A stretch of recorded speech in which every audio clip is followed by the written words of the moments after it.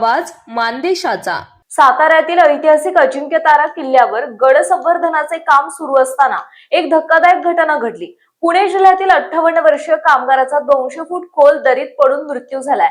Shivendrasinhraje rescue टीमने शर्थीचे प्रयत्न करून मृतदेह बाहेर काढण्यात आलाय।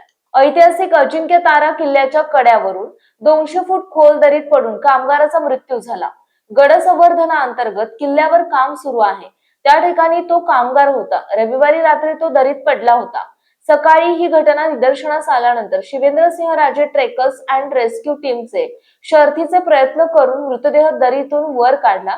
नामदेव रमाजी गबाले वय 58 राहणार मंचर पुणे असं मृताचं नाव आहे। सरकारने गड संवर्धन मोहीम हाती घेतली। त्या अंतर्गत अनेक गड किल्ल्यांवर संवर्धनाची कामे सुरू आहेत। अजिंक्यतारा किल्ल्यावर पुणे जिल्ह्यातील 10-15 कामगार काम करत आहेत। त्यातील नामदेव गबाले हा कामगार रविवारी रात्री कड्यावरून 200 फूट खोल दरीत पडला होता। सोमवारी सकाळी ही घटना निदर्शनास आली। त्यानंतर रेस्क्यू ऑपरेशन राबवून मृतदेह दरीतून वर काढण्यात आलाय। आपल्या जिल्ह्यातील तालुक्यातील लेटेस्ट बातम्या पाहण्यासाठी आजच मान चौफेर न्यूज चॅनलला YouTube वर सबस्क्राईब करा आणि बेल आयकॉन प्रेस करा।